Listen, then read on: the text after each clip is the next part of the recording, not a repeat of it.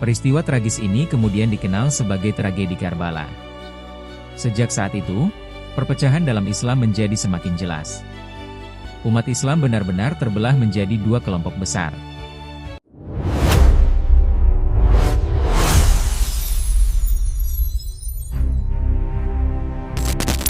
Bayangkan situasi dunia Islam setelah wafatnya Nabi Muhammad. Untuk pertama kalinya, umat Islam mengalami perpecahan besar. Sebelumnya, seluruh umat berada di bawah satu kepemimpinan yang sama. Namun setelah Nabi tiada, muncul pertanyaan besar, siapa yang paling berhak memimpin umat? Dari sinilah perbedaan pandangan mulai muncul. Sebagian orang berpendapat bahwa kepemimpinan harus tetap berada di dalam keluarga Nabi. Menurut mereka, orang yang paling layak memimpin adalah Ali bin Abi Thalib, sepupu sekaligus menantu Nabi Muhammad. Pendukung pandangan ini percaya bahwa kepemimpinan seharusnya diwariskan melalui garis keturunan keluarga Nabi. Kelompok ini kemudian dikenal sebagai Syiah, yang berasal dari istilah Syiah Ali, artinya pengikut Ali. Namun ada juga kelompok lain yang berpandangan berbeda. Mereka percaya bahwa pemimpin umat harus dipilih melalui musyawarah para sahabat Nabi. Bagi mereka, kepemimpinan tidak harus berasal dari keluarga Nabi, tetapi dari orang yang paling mampu memimpin umat. Kelompok inilah yang kemudian dikenal sebagai Sunni. Dalam 30 tahun pertama setelah wafatnya Nabi, umat Islam dipimpin oleh 3 khalifah berturut-turut. Mereka adalah Abu Bakar, Umar bin Khattab, dan Utsman bin Affan.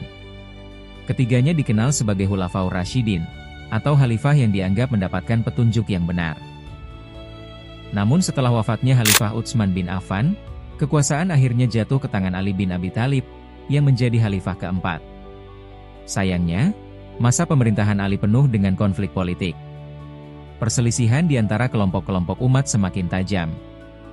Hingga akhirnya pada tahun 661 Masehi, Khalifah Ali terbunuh. Kematian Ali menjadi titik balik besar dalam sejarah Islam. Setelah kematian Ali, seorang gubernur dari Damaskus bernama Muawiyah mengambil alih kekuasaan. Ia kemudian mendirikan dinasti Umayyah dan memindahkan pusat kekhalifahan ke Damaskus.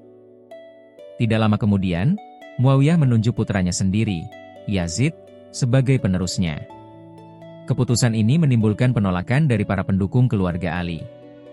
Salah satu tokoh yang menentang Yazid adalah Husain bin Ali, putra bungsu Ali sekaligus cucu Nabi Muhammad. Penduduk kota Kufah di Irak saat itu mengirim pesan kepada Husain. Mereka meminta Husain datang ke Kufah dan memimpin perlawanan terhadap kekuasaan Yazid. Namun sebelum Husain sempat tiba di Kufah, Yazid sudah lebih dulu bertindak. Ia mengirim sekitar 4.000 pasukan berkuda untuk menghentikan perjalanan Husain. Pertemuan antara kedua pihak akhirnya terjadi di sebuah tempat bernama Karbala, pada tahun 680 Masehi. Di sana, Husain hanya membawa sekitar 70 orang anggota keluarga dan pengikutnya. Mereka menghadapi ribuan pasukan Umayyah. Pertempuran yang terjadi sangat tidak seimbang. Akhirnya, Husain dan hampir seluruh pengikutnya gugur. Total 71 orang dari keluarga dan pengikut Husain terbunuh, termasuk bayi Husain yang masih sangat kecil. Peristiwa tragis ini kemudian dikenal sebagai tragedi Karbala. Sejak saat itu, perpecahan dalam Islam menjadi semakin jelas. Umat Islam benar-benar terbelah menjadi dua kelompok besar.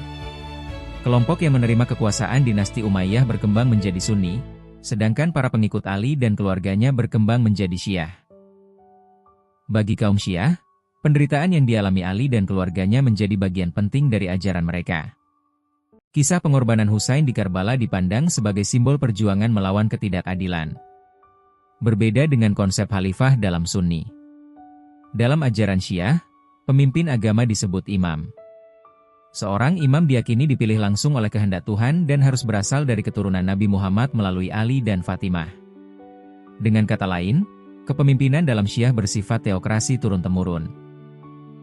Dalam tradisi Syiah 12 imam, terdapat keyakinan tentang seorang imam terakhir bernama Muhammad Al-Mahdi.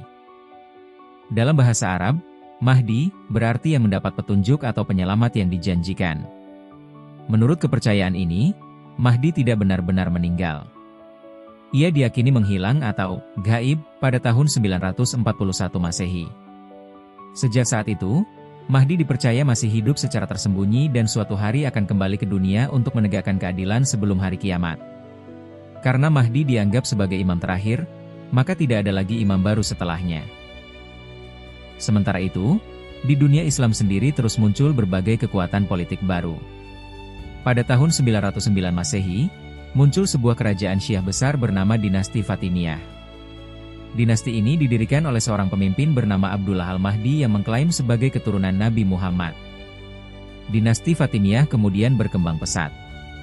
Pada tahun 969 Masehi, mereka berhasil menaklukkan Mesir dan mendirikan ibu kota baru bernama Kairo. Kekuasaan Fatimiyah bahkan sempat menantang kekhalifahan Sunni Abbasiyah yang berpusat di Baghdad. Namun kekuatan dinasti ini tidak bertahan selamanya. Konflik internal dan ketidakstabilan politik membuat kekuasaan Fatimiyah melemah.